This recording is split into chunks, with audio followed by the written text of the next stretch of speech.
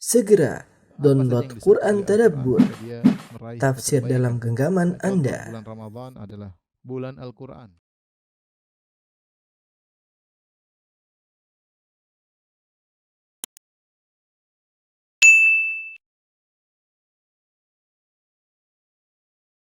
Bismillahirrahmanirrahim. Assalamualaikum warahmatullahi wabarakatuh. Alhamdulillahi ala ihsani wa syukru lahu ala taufiqihi wa amtinani wa asyhadu an la ilaha illallah wahdahu la syarika lahu ta'ziman li sya'ni wa asyhadu anna Muhammadan abduhu wa rasuluhu da'ila ridwani. Allahumma salli alaihi wa ala alihi wa ashabihi wa ikhwani. Ikhwan dan akhwat para jamaah Masjid Al-Ikhlas Duku Bima yang dirahmati Allah Subhanahu wa taala. Insyaallah kita mulai membaca kitab Kasyfus Syubhat ya. Mungkin sebagian antum sudah punya kitabnya ya. Kasyfus Syubhat yaitu mengungkap syubhat-syubhat. Al-Faslul Awwal, fasal yang pertama, bayanun anna muhimmatar rusuli al-ula tahqiqu tauhidil ibadah. Penjelasan bahwasanya tugas utama para rasul yang pertama adalah mewujudkan tauhidul ibadah. Beliau Muhammad bin Abdul Wahhab, Syekh Abdullah Wahhab rahimahullah taala berkata, "I'lam rahimakallah." Ketahuilah, semoga Allah merahmatimu, anna tauhida, sungguhnya tauhid itu adalah huwa ifradullahi subhanahu bil ibadah, yaitu mengesahkan Allah dalam peribadatan. Ini adalah makna tauhid. Tauhid adalah mengesahkan Allah dalam peribadatan. Itu hanya Allah yang berhak untuk disembah, diibadahi. Dan itulah yang kita ikrarkan setiap kita salat, iyyaka na'bud ya. Iyyaka na'bud, hanya kepada Engkaulah kami beribadah. Dan ini sudah saya sering sampaikan. Allah tidak menyuruh kita untuk mengatakan na'buduka, kepada kami beribadah kepadamu, na'buduka, kami beribadah kepadamu, tetapi kita disuruh mengatakan iyyaka na'bud, di mana objek yaitu maf'ul bih dikedepankan. Kalau na'buduka yaitu subjek, predikat, objek. Kami beribadah kepada Engkau. Kami adalah subjek, beribadah, predikat, kepada Engkau, objek. Tetapi kalau kita mengatakan na'buduka, kami beribadah kepada Engkau, bisa saja ada kemungkinan kita juga beribadah kepada selain Engkau. Tetapi ketika objek didahulukan, ada perubahan bukan SPO tapi OSP ya. Iyyaka na'bud, maka artinya hanya kepada Engkaulah kami beribadah. Itu kami tidak beribadah kepada selain Engkau.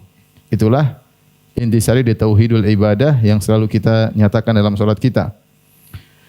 Kemudian Syekh Abdul Wahhab rahimahullah berkata, wa huwa dinur rusuli, dan itu adalah agama para rasul, alladzi arsalahumullahu bihi ila ibadihi, yang para rasul tersebut Allah utus kepada hamba-hambanya. Fa awwaluhum Nuhun alaihi salam.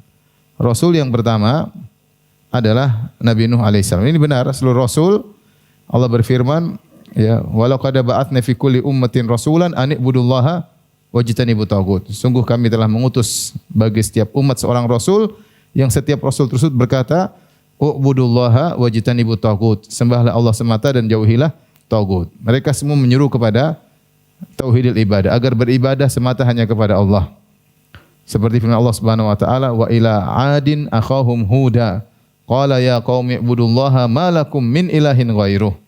Dan kepada kaum Ad kami utus Nabi Hud. Dia berkata kepada kaumnya, ya, ubudullaha ma lakum min ilahin ghairuh. Wahai kaumku, sembahlah Allah, tidak ada sesembahan bagi kalian selain Allah. Kemudian kepada kaum Samud, wa ila samud akhahum salihan qala ya qaumi ibudullaha ma lakum min ilahin ghairuh. Kepada kaum Samud kami utus Nabi Saleh, perkataannya sama. Ubudullaha, sembahlah Allah semata, ma lakum min ilahin ghairuh. Tidak ada sembahan bagi kalian selain Allah Subhanahu wa taala. Demikian juga seluruh nabi. Wa laqad ba'atsna fi kulli ummatin rasulan, setiap umat kami utus rasul, semua serunya sama, anibudullaha, sembahlah Allah semata, wajtanibut taghut, dan jauhilah taghut. Taghut yaitu semua yang disembah selain Allah. Semua sesembahan selain Allah adalah taghut, harus dijauhi. Ini menunjukkan bahwasanya agama intisari dakwah para rasul adalah ifradullahi bil ibadah, yaitu mengesahkan Allah dalam peribadatan. Hanya Allah yang berhak disembah. Dan itulah hubungan yang bukti bahwa seorang adalah hamba, yaitu dia beribadah kepada Sang Pencipta. Apa hubungan paling erat membuktikan Anda adalah sebagai makhluk? Bukti erat yang paling kuat menunjukkan Anda sebagai makhluk, yaitu Anda tidak beribadah kecuali kepada Sang Khalik. Karena itu para Rasul ketika diutus mengingatkan kepada manusia agar mewujudkan bukti ini. Kalian adalah makhluk, maka tidak boleh kalian sembah kecuali kepada yang menciptakan kalian. Yang pertama diutus adalah Nabi Nuh alaihissalam. Sebagian dalam hadis yang sahih, ketika pada hari kiamat kelak orang-orang datang meminta kepada para nabi agar memberi syafaat kepada mereka, agar Allah segera datang untuk menyidang manusia, maka mereka datang kepada Nabi Adam, kemudian mereka datang kepada Nabi Nuh, kemudian setelah Nabi Nuh kepada Ibrahim, kemudian kepada Nabi Musa, Nabi Isa sampai kepada Nabi Muhammad sallallahu alaihi wasallam. Semuanya menolak kecuali Nabi Muhammad sallallahu alaihi wasallam. Ketika mereka datang kepada Nabi Nuh alaihissalam, mereka mengatakan, "Ya Nuh, anta awalur rasul ila ahlil ard." Wahai Nuh, engkau adalah rasul yang pertama yang Allah utus kepada manusia, ya. Nah, ini rasul yang pertama. Kenapa? Karena ketika Nabi Adam diutus tidak ada kesyirikan. Belum ada kesyirikan. Baru terjadi kesyirikan di zaman Nabi Nuh alaihissalam. Dan jarak antara Nabi Nuh dan Nabi Adam 10 generasi sebagaimana dalam perkataan Ibnu Abbas, baina Adam wa Nuh asyrat qurun. Antara Adam dan Nuh ada 10 generasi. Kalau masing-masing generasi umurnya sekitar 1000 tahun, ya kira-kira ada 10.000 tahun ya. Tapi kalau kurang dari itu intinya ribuan tahun. Antara Nabi Adam dengan Nabi Nuh ada 10 generasi. Baru terjadi kesyirikan di zaman Nabi Nuh alaihissalam. Apa kata Syekh Muhammad bin Wahab rahimahullahu taala? Arsalahullahu ila qaumihi lamma ghalau fi salihin. Allah utus Nabi Nuh kepada kaumnya ketika mereka berlebih-lebihan terhadap orang-orang soleh. Siapa orang tersebut? Orang soleh tersebut Waddan wa Suwa'an wa Yaghutha wa Ya'uqa wa Nasra. Inilah 5 orang-orang soleh yang ada di zaman Nabi Nuh yang disembah oleh kaumnya. Sebagaimana Allah abadikan dalam Al-Quran, dalam surat Nuh, wa qalu la tadharunna alihatakum, berkatalah pembesar-pembesar kaum Nuh menasihati orang-orang mereka, la tadharunna alihatakum, jangan sekali-sekali kalian meninggalkan sembahan-sembahan kalian. La tadharunna waddan wa la tadharunna waddan wa la suwa'an wa la yaghutha wa ya'uqa nasra. Jangan tinggalkan penyembahan terhadap 5 orang ini. Inilah kesyirikan yang pertama terjadi di dalam sejarah manusia, ya. Sebagaimana sering kita sampaikan, ya. Perkataan Ibnu Abbas radhiyallahu taala anhuma, beliau berkata, "Hadhi asma'u rijalin salihin fi qaumi Nuh. Wat Suwa Yaguth Ya'uq Nasr adalah nama-nama orang soleh di zaman kaum Nabi Nuh yang mereka sering beribadah kepada Allah Subhanahu wa taala. Falamma halaku, tatkala mereka meninggal dunia, ya, auha syaitan ila qaumihim anin sabu fi majalasihim allati kanu yajlisuna fiha ansaba wa sammuha bi asma'ihim. Maka kaum mereka berkata, syaitan berkata kepada kaum mereka, ini orang-orang soleh sudah meninggal, bangunlah patung-patung di tempat majelis mereka, biasanya mereka beribadah. Ada tempat mungkin mereka sering beribadah kepada Allah. Bangunlah patung-patung di tempat tersebut, kemudian beri nama patung-patung tersebut dengan nama-nama mereka. Wat, Suwa, Yaguth, Ya'uq, Nasr. Ya. Fafa'alu falam tu'bad. Kemudian akhirnya generasi tersebut melakukan. Tujuan pertama niatnya baik adalah untuk agar sebagai kenangan, untuk motivasi kalau melihat patung-patung tersebut, ingat mereka adalah orang-orang soleh, ya, sehingga dibangunlah patung-patung tersebut, diberi nama-nama dengan nama-nama orang-orang soleh tersebut. Falam tu'bad, namun belum disembah. Setan juga ketika pertama kali menyuruh mereka bangun patung, setan tidak suruh langsung disembah. Karena kalau disuruh sembah mereka tidak akan menyembah. Karena masih ada ilmu, masih ada dakwah, ya, sehingga setan juga bertahap ketika menggoda. Sabar, ya, tidak buru-buru, ya. Falamma nusiyal ilmu, falamma halaka ulaik wa nusiyal ilm, sampai akhirnya generasi yang membangun patung tersebut meninggal semuanya, generasi tersebut hilang, Kalau kita katakan umur mereka 1000 tahun, berarti kan waktu cukup lama. 1000 tahun akhirnya mereka meninggal dunia. Wa nusyal ilmu, kata Ibnu Abbas, dan ilmu dilupakan. Ubidat, akhirnya patung-patung tersebut disembah.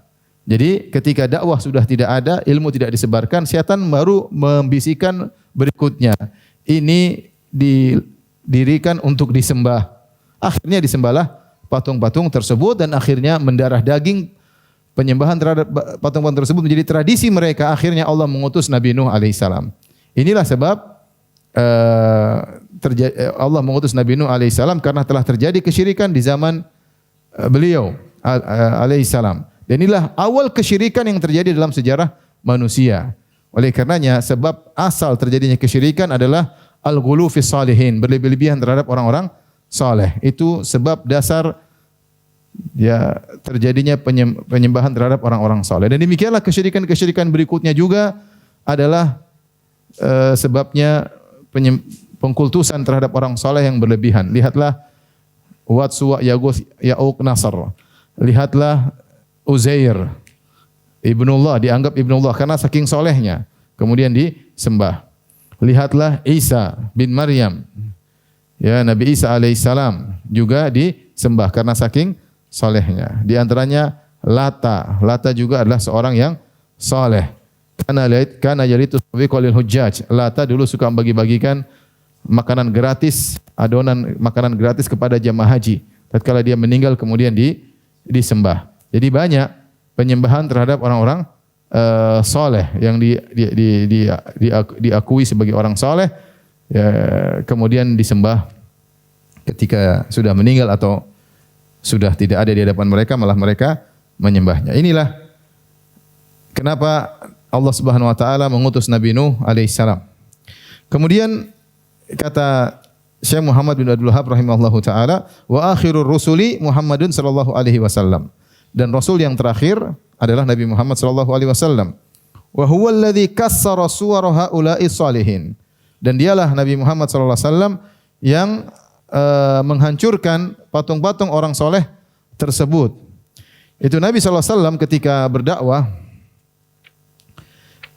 di Mekah, ketika itu banyak sekali patung-patung, ya, banyak sekali patung-patung, ada 360 patung di sekitar Ka'bah. Di Ka'bah banyak patung-patung, ya. Jadi Ka'bah dulu Mekah adalah pusat wisata religi, ya. Jadi orang datang dari macam-macam, dari berbagai daerah untuk beribadah kepada patung-patung. Masing-masing patung punya pengikut. Mungkin ada yang hobi patung ini, ada yang hobi patung ini. Ada 360 berhala di sekitar Ka'bah. Dan orang datang, dan Nabi SAW tidak bisa menghancurkannya. Rasulullah SAW berdakwah, tetapi tidak bisa menghancurkan patung-patung tersebut karena kondisi tidak memungkinkan. Ya. Pada tahun ke-8 Hijriah, ketika Rasulullah SAW menaklukkan kota Mekah, baru Rasulullah SAW kemudian menghancurkan patung-patung tersebut. Bukan cuma 360 patung yang ada di sekitar Ka'bah, bahkan Rasulullah SAW mengutus beberapa sahabat untuk menghancurkan patung-patung di luar kota Mekah. Seperti Nabi SAW mengutus Khalid bin Walid untuk menghancurkan patung Uzza. Nanti ada yang diutus menghancurkan patung Lata. Ada yang diutus menghancurkan patung Manat. Nah, patung-patung Wat, Suwa, Yaguth, Ya'uq, Nasr, ini patung-patung tersebut, Ibnu Abbas menjelaskan bahwasanya patung-patung tersebut dibawa banjir dan akhirnya tersebar di Jazirah Arab. Saya bacakan perkataan Ibnu Abbas.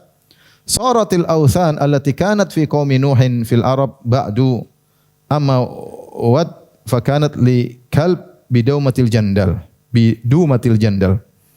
Maka jadilah patung-patung yang disembah di zaman Nabi Nuh, ya, karena kena banjir terdamparlah patung-patung tersebut di Jazirah Arab dan tersebarlah patung-patung tersebut. Adapun Wat, kata Wat, Suwa, Yaguth, Ya'uq, Nasr.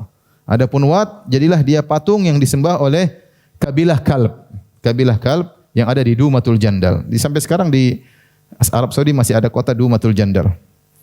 Wa amma Suwa fakanat li Hudzail. Adapun patung Suwa didapati oleh Hudzail dan disembah oleh Hudzail. Wa amma Yaguth fakanat li Murad. Adapun Yaguth maka disembah oleh kabilah Murad. Kemudian li Bani Ghatif bil Jurf inda Saba. Kemudian disembah oleh kabilah-kabilah yang lain. Wa amma Ya'uq fakanat li Hamdan. Adapun Ya'uq disembah di Hamdan. Wa amma Nasr fakanat li Himyar li ali dzil Qila'. Adapun Nasr disembah oleh kabilah Himyar. Ya. asma'u rijalin salihin min qaumi Nuh. Kemudian dia jelaskan tentang yang tadi saya jelaskan sebabnya. Jadi patung-patung tersebut dibawa oleh banjir kemudian tersebar di jazirah Arab. Dan Nabi SAW setelah adanya Islam, Rasulullah SAW yang menghancurkan patung-patung tersebut. 360 patung di sekitar Ka'bah Rasulullah SAW hancurkan. Kemudian Rasulullah SAW kirim para sahabat untuk menghancurkan patung-patung di sekitarnya. Dan kemungkinan besar termasuk patung-patung tadi. Makanya Syekh Muhammad Abdul Wahab rahimahullahu ta'ala berkata, wa huwa alladhi kassara suwara haula'i salihin. Dan dialah Muhammad SAW yang menghancurkan patung-patung tadi. Wat, Suwa, Yaguth, Ya'uq, Nasr. Jadi patung tersebut bertahan ya. Bertahan sampai zaman Nabi. Dari zaman Nabi Nuh sampai zaman Nabi. Berapa ribu tahun? Panjang ya. Tidak hancur-hancur ya. Tapi kemudian dihancurkan oleh Nabi SAW. Kata Syekh Muhammad Abdul Wahab rahimahullah ta'ala, arsalahu Allahu ila unasin yata'abbaduna. Allah mengutus Nabi Muhammad SAW pada suatu kaum, maksudnya kaum Quraisy dan orang-orang Arab sekitarnya, kabilah-kabilah sekitarnya. Yang sifat mereka yata'abbadun, mereka beribadah kepada Allah. Allah tidak mengutus Nabi SAW kepada kaum ateis. Benar di antara mereka ada yang ateis, ada. Tapi kita bicara, jadi orang musyrikin di zamannya bermacam-macam. Ada yang Nasrani, ada yang Yahudi, ada Majusi, ya. Ada penyembah berhala, ada ateis, ya ada. Tetapi secara umum mereka ateis. Secara umum mereka adalah kaum yang juga mengenal Allah, bahkan mereka juga beribadah. Ila qaumin yata'abbadun, mereka beribadah kepada Allah, wa yahujjun, mereka berhaji. Terlalu banyak dalil akan hal tersebut. Mereka berhaji, mereka berumrah. Wa yatasaddaqun, mereka bersedekah, wa yadhkurullaha katsira, dan mereka juga banyak berzikir kepada Allah Subhanahu wa taala. Akan tapi meskipun mereka beribadah kepada Allah, walakinnahum yaj'aluna ba'dal makhluqat wasa'ita bainahum bainallah. Akan tapi mereka menjadikan sebagian makhluk perantara antara mereka dengan Allah Subhanahu wa taala dalam beribadah. Ketika mereka beribadah, mereka menjadikan sebagian makhluk. Jadi mereka beribadah kepada makhluk tersebut supaya sampai kepada Allah. Tidak langsung beribadah kepada Allah. Tapi beribadah dulu kepada makhluk, kemudian beribadah kepada Allah Subhanahu wa taala. Seharusnya ibadah langsung pada Allah, tidak perlu pakai perantara. Perantara yang Allah kirim untuk menjelaskan syariat, bukan untuk diibadahi. Allah punya perantara yaitu para rasul, para malaikat. Ya. Allah Subhanahu wa taala memilih sebagian malaikat dan sebagian manusia sebagai rusulan, sebagai para rasul, ya. Yaitu perantara antara Allah dengan manusia. Dalam rangka apa? Dalam rangka untuk menyampaikan syariat, bukan untuk diibadahi. Adapun diibadahi tidak perlu pakai perantara, langsung kepada Allah. Tetapi orang-orang ini, orang-orang Quraisy yang Allah mengutus Nabi Muhammad kepada mereka sallallahu alaihi wasallam, mereka menjadikan sebagian makhluk perantara antara mereka dengan Allah. Dan mereka berdalih, yaqulun nuridu minhum taqarruba ila Allah. Kami ingin dengan beribadah kepada perantara-perantara ini agar kami bisa dekat dengan Allah. Wa nuridu syafa'atahum indahu, dan kami ingin mendapatkan syafaat perantara ini di sisi Allah Subhanahu wa taala. Mithlul malaikah, makanya di antara mereka ada yang menyembah malaikat. Wa Isa bin Maryam, di antara mereka ada yang menyembah Isa bin Maryam. Wa unasin ghairihi minas salihin, dan juga ada orang-orang saleh yang mereka sembah selain Nabi Isa alaihissalam. Faba'atsallahu Muhammadan sallallahu alaihi wasallam. Maka Allah pun mengutus Nabi Muhammad sallallahu alaihi wasallam, yujaddidu lahum dina abihim Ibrahim, untuk memperbaharui bagi mereka agama nenek moyang mereka Ibrahim, karena Quraisy semuanya keturunan siapa? Ibrahim. Ismail bin Ibrahim. Semua Quraisy keturunan Ismail bin Ibrahim, ya. Dan mereka adalah al-Arab al-Musta'rabah. Nabi ingin memperbaharui agama nenek moyang mereka, agama Ibrahim yang telah dirusak-rusak, tercampur dengan syirik dan bid'ah. Alaihissalam. Wa yukhbiruhum anna hadha taqarruba wal i'tiqada mahdhu haqqillah. Dan Nabi Muhammad SAW mengabarkan kepada mereka bahwasanya beribadah seperti ini dan keyakinan terhadap seperti ini hanyalah hak murni Allah Subhanahu wa taala. La yasluhu minhu syai'un li ghairillah, tidak boleh sedikit pun diserahkan kepada selain Allah.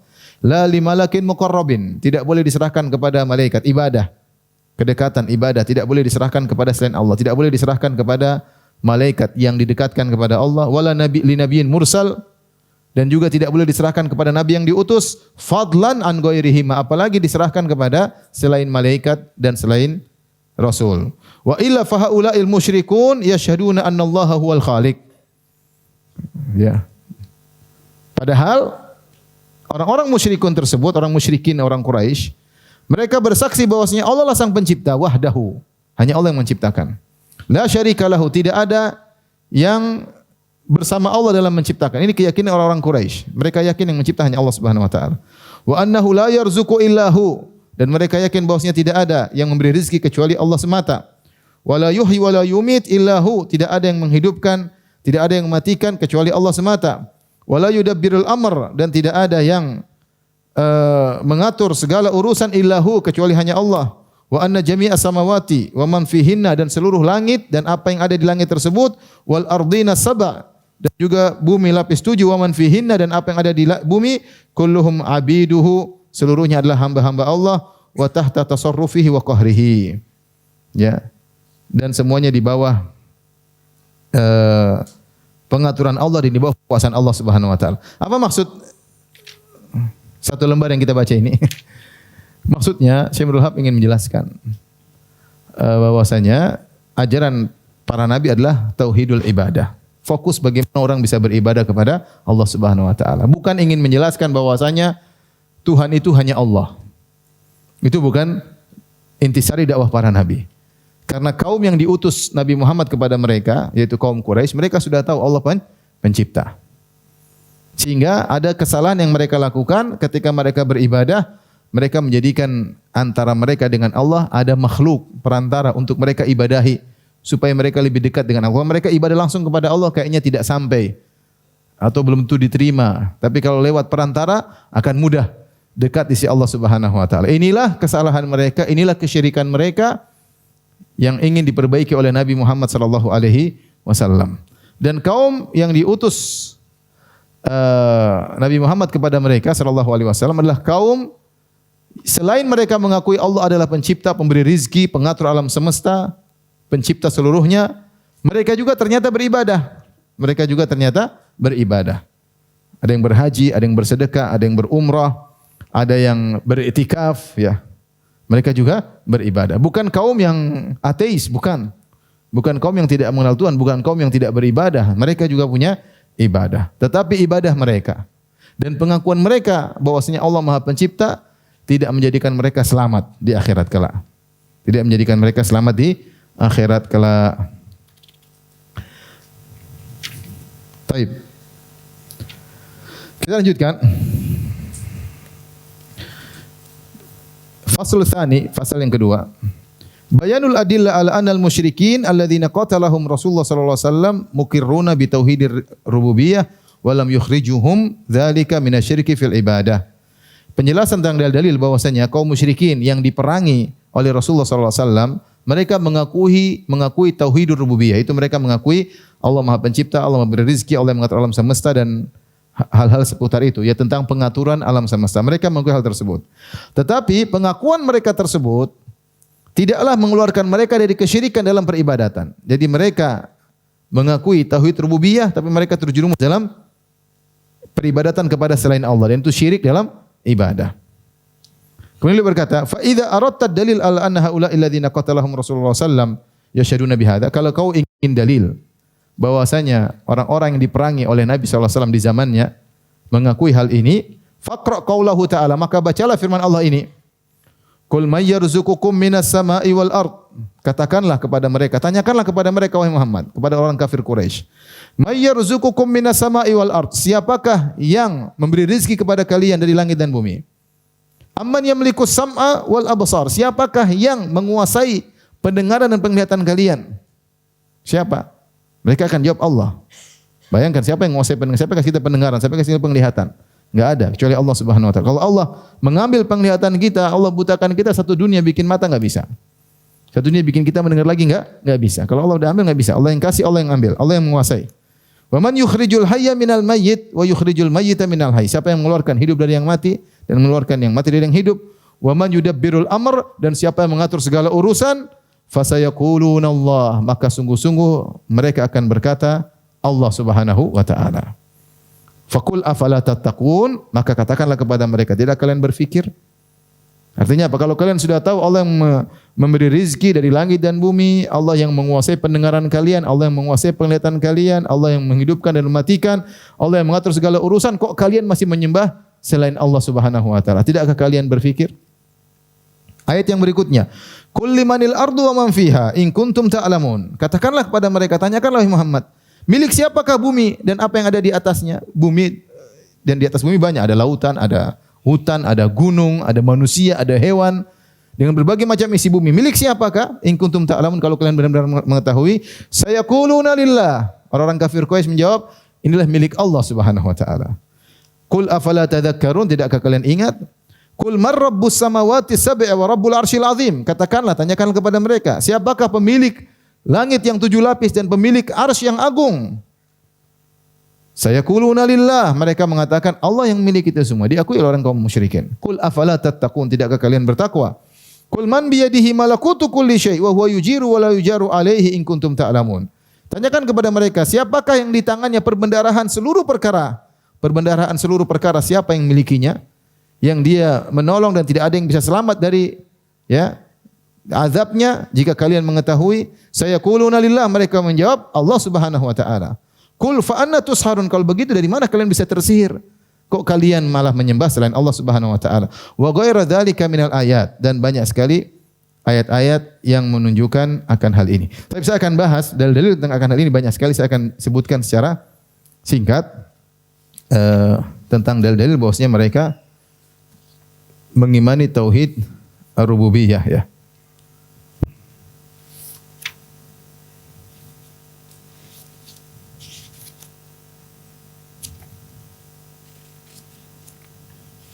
Ini penting ikhwan ya, karena nanti akan kita bahas. Orang-orang ahlul bidah tidak mau membedakan rububiyah uluhiyah. Mereka enggak mau. Mereka bilang rububiyah uluhiyah sama saja.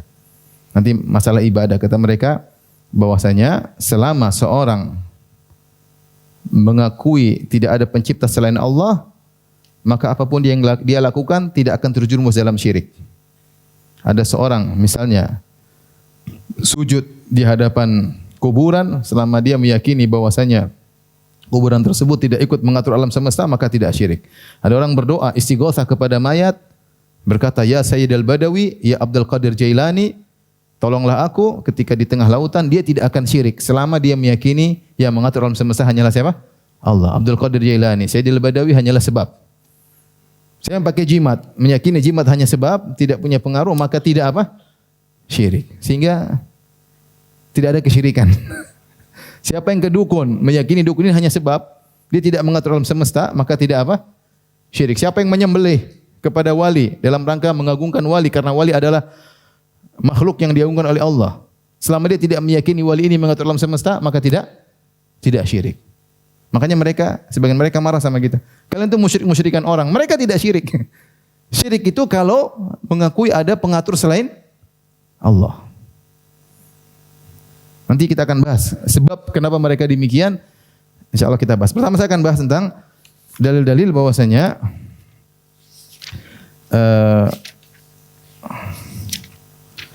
kaum musyrikin mengakui rububiyah Allah Subhanahu secara global ya. Tentu mereka punya kekurangan juga dalam tauhid rububiyah. Sebagaimana kaum muslimin sekarang juga terjerumus dalam kesyirikan dalam rububiyah, seperti mengatakan kalau bukan dokter tentu saya sudah meninggal. Ini juga syirik rububiyah.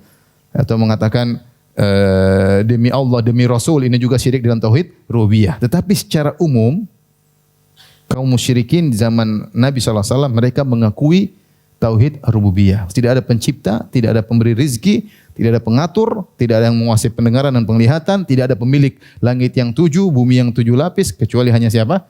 Allah Subhanahu wa taala. Dalam ayat yang lain, wala in sa'altahum man khalaqahum. Kalau kau bertanya kepada mereka, siapa yang ciptakan diri kalian? La yaquluna Allah, kata mereka sungguh-sungguh menciptakan kami hanyalah Allah Subhanahu wa taala. Baik, antum bisa catat dalil-dalil yang menunjukkan bahwasanya mereka mengakui Allah Maha Pencipta. Yang pertama, mereka ngaku tadi ayat yang kita sebutkan, pengakuan mereka, pernyataan mereka langsung bahwasanya mereka mengakui Allah Maha Pencipta. Kalau ditanya, dan ini bisa terdapat dalam surat Yunus ayat 31, Kemudian surat Luqman ayat 25, surat Az-Zukhruf ayat 87, surat Al-Mu'minun 84 sampai 89. Di antaranya saya ulangi, surat Yunus 31, surat Luqman 25, surat Az-Zukhruf 87, surat Al-Mu'minun 84 sampai 89. Ini dalil pertama bahwasanya mereka mengakui Allah Maha Pencipta. Dalil yang kedua, dalil bahwasanya kalau mereka ketika ditanya ya bahwasanya kenapa kalian menyembah berhala-berhala tersebut, maka mereka menjawab dengan tegas, kami menyembah berhala-berhala ini hanya sebagai perantara. Hanya sebagai apa? Perantara. Dalilnya adalah surat Az-Zumar ayat 3. Surat Az-Zumar ayat 3. Ini yang kedua, mereka menjelaskan kami menyembah berhala-berhala ini atau sembahan-sembahan, mau malaikat, mau Nabi Isa, mau Uzair, mau Lata, mau siapapun, Hubal atau berhala-berhala yang lain adalah dalam rangka mendekatkan mereka kepada Allah. Paham? Bukan karena sesembahan-sembahan ini menciptakan alam semesta, enggak. Bukan kan? Tidak ada orang Quraisy mengatakan mereka bikin patung, mereka bilang patung ini menciptakan alam semesta, enggak ada. Patung-patung itu hanyalah simbol-simbol dari orang-orang soleh atau ruh-ruh soleh atau malaikat yang mereka yakini sebagai putri-putri Allah Subhanahu wa taala. Bukan sekedar patung mereka bikin kemudian mereka bilang patung ini menciptakan alam semesta, enggak ada. Itu bukan keyakinan mereka. Ya, jadi mereka dengan tegas mengatakan kami menyembah berhala-berhala simbol-simbol orang soleh ini adalah untuk mendekatkan kami kepada Allah. Dalilnya pertama surat Az-Zumar ayat 3. Saya bacakan. Allah berfirman, "Walladzina ittakhadhu min dunihi awliya ma na'buduhum illa liyuqarribuna ila Allahi zulfa." Dan orang-orang yang mengambil wali-wali selain Allah yang mereka sembah, mereka berkata, "Ma na'buduhum," kami tidak menyembah wali-wali tersebut illa liyuqarribuna ila Allahi zulfa, kecuali untuk mendekatkan kami kepada Allah dengan kedekatan sedekat-dekatnya. Ini pengakuan mereka. Kalau ditanya, kenapa ya? Untuk agar dekat dengan Allah. Mereka tidak bilang kami menyembah berhala-berhala ini karena berhala ini kasih rezeki sama kami. Karena berhala-berhala ini memberikan anak bagi kami. Enggak ada. Mereka bilang untuk mendekatkan kami kepada Allah. Berkata Ibnu Jarir At-Tabari. Saya nukilkan perkataan Ibnu Jarir At-Tabari, Imamul Mufassirin, imamnya para ahli tafsir. Yaqulu ta'ala walladzina takhadhu min dunillahi awliya yatawallawnahum wa ya'budunahum, dan orang-orang mengambil wali-wali selain Allah yang mereka berwala kepada wali-wali tersebut, mereka beribadah kepada wali-wali tersebut min dunillahi selain Allah, yaquluna lahum, mereka berkata ma na'budukum, mereka berkata kepada sembahan-sembahan mereka, ma na'budukum ayyuhal alihatu illa lituqarribuna ila Allahi zulfa, kami tidak menyembah kalian wahai sembahan-sembahan kami kecuali agar kalian mendekatkan kami kepada Allah, qurbatan wa manzila, agar tempat kami semakin dekat dengan Allah, wa tashfa'u lana indahu fi hajatina, dan agar kalian memberi syafaat bagi kami kalau kami punya keperluan-keperluan. Jadi mereka kalau minta langsung sama Allah kayaknya sulit sampai, mereka minta lewat apa?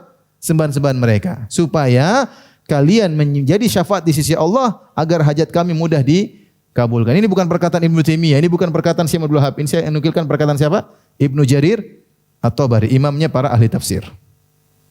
Paham? Baik. Ayat yang kedua serupa, yaitu dalam surat Yunus ayat 18. Wa ya'buduna min dunillahi ma la yadhurhum wa la yanfa'uhum. Mereka beribadah kepada Allah yang mereka tahu bahwasanya ya selain Allah tersebut la yadhurrum wa la yanfa'um, tidak bisa beri mudarat kepada mereka, tidak bisa beri manfaat kepada mereka. Mereka tahu. Tetapi apa syubhat mereka? Wa yaqulun, mereka berkata, haula'i syufa'auna indallah, ini hanyalah pemberi syafaat bagi kami di sisi Allah. Paham? Ini pemberi syafaat bagi kami di sisi Allah. Qul atunabbi'una Allah bima la ya'lamu fis samawati wala fil ard, apa kalian mengabarkan kepada Allah yang Allah tidak tahu tentang perkara langit dan bumi? Allah pasti tahu. Itu semua kebohongan. Subhanahu wa ta'ala amma yusyrikun. Maha suci Allah dari kesyirikan yang mereka lakukan. Jadi mereka tahu ini tidak beri manfaat, tidak beri mudarat ya. Dan saya lanjutkan ayat berikutnya. Selanjutnya surat Al-Ahqaf ayat 28. Bahwasanya mereka hanya menjadikan sembahan-sembahan mereka sebagai pendekat mereka kepada Allah. Dalam surat Al-Ahqaf ayat 28, falaula nasarahumul ladzina takhadhu min dunillahi qurbanan aliha. Perhatikan. Allah mengejek mereka. Cobalah yang mereka sembah selain Allah dulu. Kurbanan untuk mendekatkan diri mereka kepada Allah, suruh tolong mereka ketika di akhirat kelak. Jadi Allah ngejek mereka, kalian dulu di dunia ada nyembah berhala-berhala, sembahan-sembahan kalian, kurbanan yang kalian menyembah berhala-berhala tersebut, sembahan-sembahan tersebut, orang-orang saleh tersebut untuk mendekatkan diri kalian kepada Allah. Kalian jadikan mereka sebagai tuhan-tuhan selain Allah dalam rangka mendekatkan diri kalian kepada Allah. Apakah mereka bisa menolong kalian? Bal dhallu anhum, bahkan mereka tidak bisa menolong kalian. Wa dzalika ifkuhum ma kanu yaftan, itulah kedustaan mereka. Ini 3 ayat ya. Saya bacakan perkataan Ibnu Jarir At-Tabari tentang ayat Al-Ahqaf, surat Al-Ahqaf ayat 28.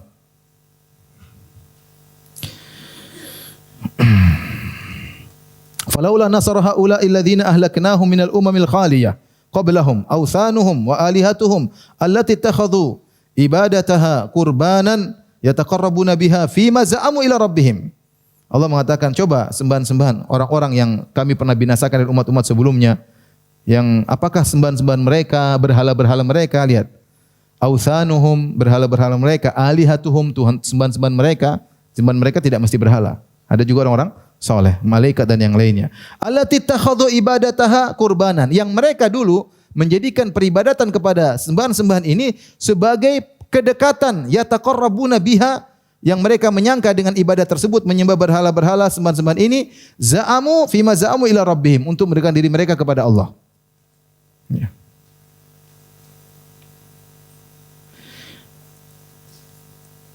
Idz ja'ahum ba'suna ila rabbihim minna idz ja'ahum ba'suna, kalau datang ketika datang siksaan kami, apakah sembahan-sembahan mereka bisa menolong? Kalau datang siksaan enggak bisa. Mereka menyangka sembahan-sembahan mereka pemberi syafaat, mendekatkan mereka kepada Allah, tapi begitu datang siksaan mereka tidak bisa membantu, ya. Kemudian fatunqidhuhum min adzabina in kana tashfa'u lahum 'inda rabbihim kama yaz'umun. Apakah mereka bisa menyelamatkan mereka dari azab kami sebagaimana persangkaan mereka dahulu di dunia bahwasanya sembahan mereka beri syafaat? Lah, kalau gitu kasih syafaat agar Allah tidak mengadab mereka. Intinya ini ayat-ayat menunjukkan bahwasanya sembahan-sembahan tersebut disembah bukan karena mencipta, bukan karena memberi rezeki, tapi untuk mendekatkan diri mereka kepada Allah Subhanahu wa taala. Dan itu adalah hal yang yang juga dialami oleh umat-umat sebelumnya. Saya bacakan seperti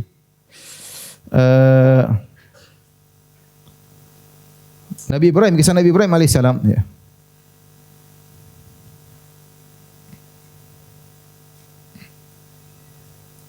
Nabi Ibrahim, lihat ya, dalam surat Asy-Syu'ara ayat 69 dan seterusnya, saya bacakan. Wa tul alaihim naba Ibrahim, ya. Bacakanlah kepada mereka tentang kisah Nabi Ibrahim. Idz qala li abihi wa qaumihi ma ta'budun. Tatkala Ibrahim berkata kepada ayahnya dan kepada kaumnya, apa yang kalian sembah? Qalu na'budu asnaman fanadhallu laha akifin. Kami sedang menyembah berhala-berhala, kami iktikaf di sini, nongkrong di sini untuk menyembah berhala tersebut. Ibrahim bertanya, apakah mereka menyembah berhala ini karena meyakini berhala menciptakan, memberi rezeki? Ibrahim tanya mereka. Qala hal yasma'unakum idz tad'un? Apakah berhala-berhala tersebut mendengar kalian ketika kalian berdoa kepada berhala-berhala tersebut? Au yanfa'unakum au yadurrun? Ataukah berhala-berhala tersebut memberi manfaat kepada kalian atau memberi mudarat? Mereka tidak bilang iya. Ibrahim tanya, kalian ini menyembah berhala-berhala ini, apakah berhala ini dengar? Apakah berhala ini mendengar kalau kalian berdoa? Apakah berhala ini memberi manfaat, beri mudarat kepada kalian? Mereka jawabnya tidak. Tapi mereka tidak mengatakan iya. Karena mereka tidak meyakini hal tersebut, tapi mereka langsung berpaling dan berkata, qalu bal wajadna aba'ana kadzalika yaf'alun. Kami melakukan ini karena ikut tradisi nenek moyang kami dulu seperti ini. Saya bacakan perkataan li tafsir. Perkataan Tabari. Au yanfa'unakum ayadhurrun, pertanyaan Ibrahim kepada mereka, apa kalian sembah patung-patung ini karena memberi manfaat, beri mudarat? Yaqulu aw tanfa'ukum hadhil asnam. Ini Ibnu Jarir At-Tabari menafsirkan ayat ini. Ibrahim berkata kepada mereka alaihissalam, apakah patung-patung ini beri manfaat kepada kalian? Fayarzuqunakum syai'an ala ibadatikumu. Apakah kalau kalian beribadah kepada patung-patung ini, patung-patung akan beri rizki kepada kalian?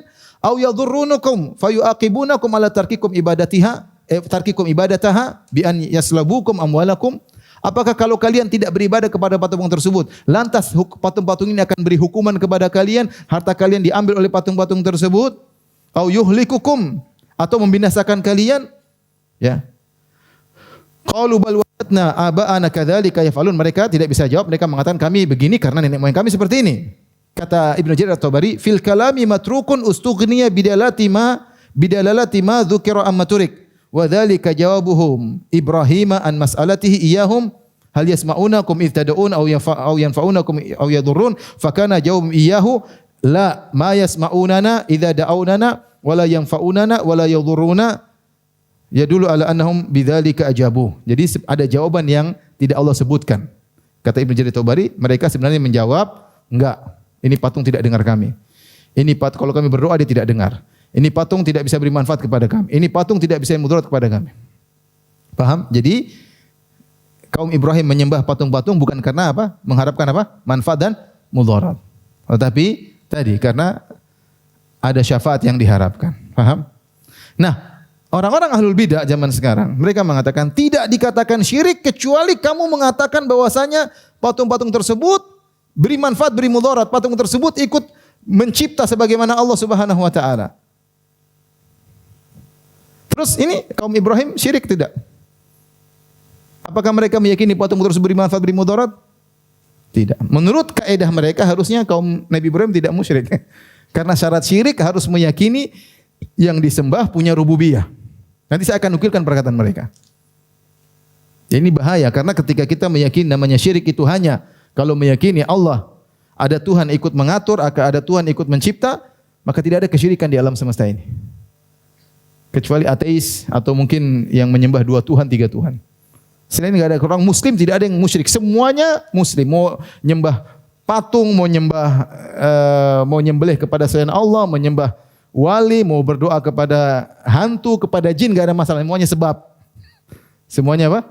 Sebab. Ini repot. Membuka pintu kesyirikan sebesar-besarnya. Ini saya akan nukil. Ini diantaranya juga pendapat orang-orang Syiah. Sama seperti ahlul bidah zaman sekarang. Ini saya akan nukilkan perkataan mereka. Taib. Demikian juga kaum Nabi Musa alaihissalam, ya. Dalam surat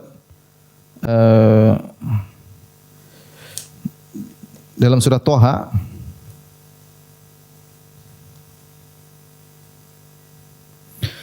ketika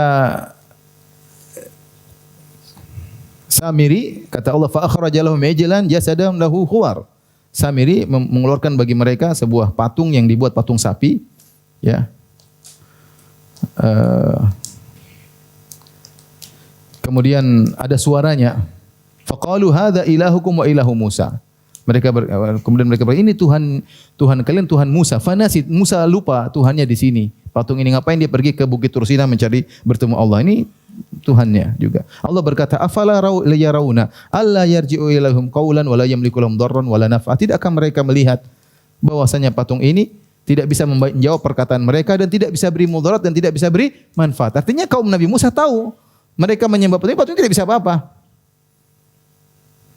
Tidak bisa beri manfaat, tidak bisa beri mudarat. Artinya kalau kita pakai kaidahnya ahlul bidah bahwasanya namanya syirik itu hanya meyakini ada pencipta, bisa mengatur alam semesta, ya.